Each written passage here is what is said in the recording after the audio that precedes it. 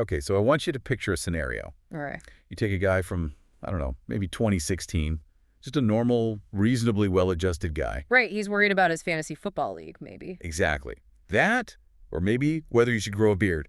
And you drop him into a men's advice forum today in 2026. He is going to be so confused. He's expecting, what, debates about power tools? Yeah, or how to ask for a raise. But instead, he logs on and the first thing he reads is, "Bro, it's over for you. You have a negative canthal tilt. You need to start mewing immediately or you could get mogged by every Sigma in the room." He would honestly think he landed on another planet or like inside a really glitchy video game. The language has just completely changed. That is exactly what we're talking about today. Yeah. It feels like we've rewritten the entire operating system for masculinity. And to help us decode all this, we are doing a deep dive into a really fascinating, and I mean comprehensive, stack of articles called Toxic Masculinity in 2026, a field guide. This comes from the publication Money Sex Nerd, and it was written by Ryan Collison. It just came out this January, and I have to say, I love that he calls it a field guide. It sets a very specific tone, doesn't it? It really does. It suggests we're not just here to judge bad behavior. We're more like naturalists observing a really strange, chaotic ecosystem. We're stepping into the jungle to see what the wildlife is up to. Exactly. And before we get into the weeds of what looksmaxxing even is, and trust me, we are going to get into it, we need to set up the mission here. Collison is very clear about this at the start. This is not a hit piece. No, and that's the crucial part. It's not about saying men are bad. If you go into it with that mindset, you miss the entire point. The thesis of this whole collection is that we're looking at a system that, to use his words, makes men sick. Right. So we're not critiquing the men themselves, but the pressure cooker they're living in. We're critiquing the pressure cooker. So today, we're going to decode the weird vocabulary from mewing to, well, gooning. But we're also going to look at the darker stuff. The loneliness, the trad husband fantasy, and even why the supposed cures, like therapy culture, might just be making things worse. It's basically a tour of the modern landscape of male dysfunction. So let's start at the beginning. The term toxic masculinity, it's such a buzzword, now it's almost lost all meaning. What definition is Collison working with here? He gives a really technical one, actually. He says we need to stop thinking of it as a personality trait, like just being a jerk, and start seeing it as a strict code of conduct, a set of rules. Okay, what are the rules? He boils it down to 3 main commandments. First, suppress all emotion, except, maybe anger. Okay. Second, dominate every interaction you're in, whether it's with your body, your intellect, or your money. And third, and this is the big one, never ever ask for help. That just sounds like a recipe for a heart attack. Well, look at the stats Collison brings up. The loneliness epidemic, that's a direct result of rule number 3. If you can't ask for help and you can't connect emotionally because of rule 1, you're going to be isolated. It's that landscape of dysfunction you mentioned. Exactly. Imagine a map where every road just leads off a cliff. That's the system. And because the map is broken, men are desperately trying to build their own off-ramps. They're trying to find a way to win a game that's rigged.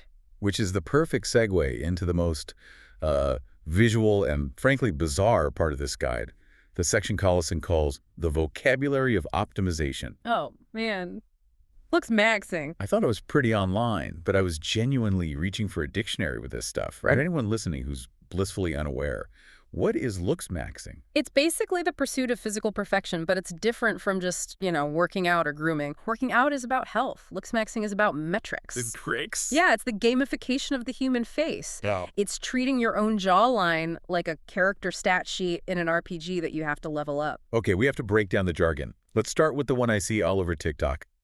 Mewing is like the gateway drug for looksmaxxing. It's a technique where you hold your tongue flat against the roof of your mouth, the palate, for like hours at a time. And the goal of that is what? To strengthen your jaw. The theory is that the constant pressure from your tongue will literally reshape your face over time. It'll push your jaw forward, make it look sharper, more, quote, masculine. But does that actually work? Medically, the consensus is not really. Not in adults anyway, once your bones are set. But the thing is, whether it works or not is almost beside the point. What's the point then? It's the psychology. It gives a young man a feeling of agency, a sense of control. He thinks, I can't control the economy, but if I just do this one weird trick, I can fix my face. Wow. Okay, that's mewing. What about canthal tilt? That sounds like something from my high school geometry class. It basically is geometry. Your canthal tilt is the angle of your eye. So if you draw a line from the inner corner of your eye to the outer corner, is that line going up or down? And I'm guessing up is good. Up is very good. That's a positive canthal tilt. It's associated with hunter eyes, intense predatory masculine. And if the line goes down? That's a negative canthal tilt. And in that world, that's associated with prey eyes. It looks tired, sad, passive. Wait a minute, so you're telling me there are guys out there with protractors measuring the slope of their eyelids in the mirror? Oh, obsessively. There are whole forums where they analyze photos of celebrities and of each other, just drawing lines on faces to figure out their tilt. And this is where the system gets so sick. Collison points out that young men are being told, if you have a negative canthal tilt, it is over for you. That is just incredibly bleak. And it leads directly to the concept of mogging. Mogging. Okay, another new one for me. To mog someone means to physically dominate them just by standing next to them. Yeah. If my jawline is better, my canthal tilt is more positive, and I'm taller than you, I am mogging you. I win. My God, that sounds exhausting. Why is this exploding right now? Is it just Instagram making everyone vain? Collison makes a really smart argument here. He says it's about control in an economy that feels completely out of control. The money sex nerd angle. Exactly. Think about it. If you're 22 years old in 2026, you can't afford a house. Your career path feels totally unstable because of AI. The world feels rigged. You can't control your bank account. But your face, your body, that's the one asset you can try to hack. He says they treat their bodies like a stock portfolio that needs to be constantly optimized. If you can't master the housing market, you can try to master your jawline. It's a displacement activity, a desperate attempt to quantify your own worth when you feel worthless. Precisely. It turns life into math. It's logical, even if it's based on a delusion. Okay, so let's shift from the physical to the psychological. Because if you can't look like a superhero, maybe you can try to act like one. Enter the Sigma male. Collison's article, The Sigma Male is Just Batman, made me laugh out loud. It's brutal. It really is. So for anyone who doesn't know, the old internet hierarchy was alpha and beta, right? The leader and the follower. But then the internet invented the Sigma. The lone wolf. Right. He's the guy who's outside the hierarchy. He's silent, mysterious, doesn't need anyone's approval. But Collison's punchline, and I'm quoting here, is that the Sigma is just Batman without the bat. Or the money. Or the training. And that's the whole thing right there. The Sigma archetype is just a coping mechanism for being lonely. How so? Well, being isolated and having no friends feels like a failure. But if you rebrand that loneliness as being a Sigma, you're not a loser anymore. You're a lone wolf. It's a choice. You're not lonely. You're just too busy on your grind. Exactly. But it's a hollow fantasy. Batman had a mission. He had resources. The internet Sigma is usually just a guy in his room watching crypto videos. It protects the ego, but it keeps him trapped. And that theme of fantasy versus reality seems to run through this whole thing. There's another great section on dating apps on Field specifically. Ah, yes. The Pleasure Dom article. This is a key piece of the puzzle. The headline is, I spent 3 months as a pleasure dom on Field. And the takeaway seems to be that every guy on that app now thinks he's a master of seduction. It's the same problem as the Sigma, just a different flavor. The source notes that tons of men now list themselves as dominant. They see it as a status symbol. But they're not actually dominant. No. Collison talks to women who date these guys, and they say they're mostly lazy lovers looking for a script. Real dominance, especially in kink, requires immense empathy, communication, and skill. It's a service role, really. You have to be totally focused on your partner. Right, but these guys just see the label dom and think it means I get to be the boss. They want the badge of power without doing any of the work. It's personality maxing. So we have the optimizers and the role players. But what about the guys who just give up entirely? The dropout trees. And this is where the guide gets pretty dark, but also surprisingly empathetic when it talks about incels and MGTOW men going their own way. Collison calls it a welfare check on the men who checked out. And that framing is so important. Usually we just look at these groups with disgust and, given the misogyny, that's understandable. But Collison asks us to look at the despair under all that hate. Why are they checking out? Because they've looked at all the requirements, the looksmaxxing, the money, the charisma, and they've just decided, I can't win, the game is rigged, so I'm flipping the table over. The guide also mentioned a subgroup I hadn't really thought about in this context, bi men. Yes, the article, Why B Men Are Opting Out, that was a really fascinating insight. The source suggests that a lot of bisexual men are just quietly deciding not to date women anymore. Really? Why is that? It's framed as an emotional labor calculation. The argument goes that dating women often requires a very high level of masculine performance. You have to be the protector, the provider, the stoic rock. But dating men, the dynamic is often more egalitarian. There's less pressure to perform a specific gender role. When the game isn't worth playing, you leave the table. Exactly. It just shows how utterly exhausting the performance of masculinity has become. That connects directly to the trad husband piece. We hear about trad wives, but the trad husband, the sole provider, the king of the castle, is the other half of that fantasy. And Collison argues it's the biggest fantasy of them all. Because of the money. Right. The math just doesn't work. Exactly the math. The aesthetic is the 1950s, but the economy is 2026. To support a family on one income in a major city today, you basically need to be in the top 5% of earners. So most men who try to live that life are setting themselves up to fail. A massive identity crisis is waiting for them. They promise this fantasy, but when the bills come due, they can't deliver. And they don't blame the economy, they blame themselves. They feel like they failed at being a real man. It seems like everywhere we look in this guide, men are just trapped. Trapped by looks, by money, by these impossible scripts. So where's the cure?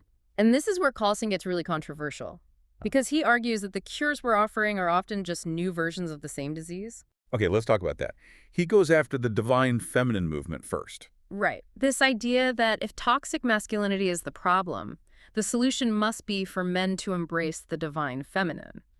But Collison's take is, swapping one mythology for another isn't healing. What do you mean by that? He means you're still stuck in rigid gender roles. You're just trading a war god for an earth mother. It doesn't help a man figure out who he is as a person. It just gives him a new script to follow. It's still a costume. But the bigger target in the articles, the one that's really going to get people talking, is therapy culture. The piece is titled Brené Brown and the Therapy Industrial Complex. And to be clear, he's not attacking Brené Brown's work. He's attacking what the internet has done to her work. The phrase he uses is mandatory performance. That's the key. For decades, the script for men was, be stoic, never cry. Now the new script is, be vulnerable. You must share your trauma. You must know your attachment style. Crying is now proof of authenticity. So we just swapped one instruction manual for another. Precisely. If a man is sharing his feelings, not because he actually wants to connect, but because he thinks that's the cheat code to getting a second date, that is not vulnerability. It is manipulation. So soft boy. The soft boy is the ultimate example. He weaponizes therapy speak. He uses words like holding space to create a false intimacy. He's just maxing his personality with the language of healing. That is deeply cynical. It is. But it shows how the system adapts.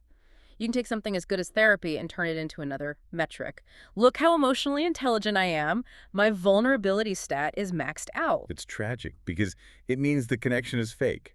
A man performs strength at his job, performs vulnerability on a date, and he never actually gets to just be himself. Which brings us to the final and I think perfect symbol of this entire mess. We have to go there. We do. The psychology of dick pics. It's the elephant in the room of modern dating. And Collison asks the simple question, why? Why do men send them when the success rate is, functionally zero? And the answer ties everything together. It's not about seduction. It is about, and this is a great word, solipsism. Explain that for us. Solipsism is the idea that only your own mind is sure to exist. When a man sends that photo, he is not thinking about the woman's experience at all. He's only thinking about his own excitement. It's a transaction in his head. I show you my power and you react. The mog. In a really twisted, sad way, yes. It's an attempt to shout, I am here, witness my masculinity. But because it completely ignores the humanity of the other person, it fails every time. It's lonely and aggressive and ultimately just pathetic. Wow. When you put it like that, it's not a joke anymore. It's actually really sad. It's a system malfunctioning in real time. So we've gone through the whole landscape, the vocabulary, the archetypes, the economic traps, the performative cures. What are we supposed to do with all this? Is there any hope? Collison argues that just having the awareness is the hope. You can't dismantle a system if you can't see it. So if you're a parent and your son starts talking about his quintal tilt, you shouldn't just laugh it off. You have to recognize it for what it is. And Think yeah, lady. exactly. You need to see, he's terrified he doesn't measure up. The field guide lets us see the code behind the matrix. It gives us the language. And maybe that allows for a little more compassion. Compassion, yes, but also critical thinking.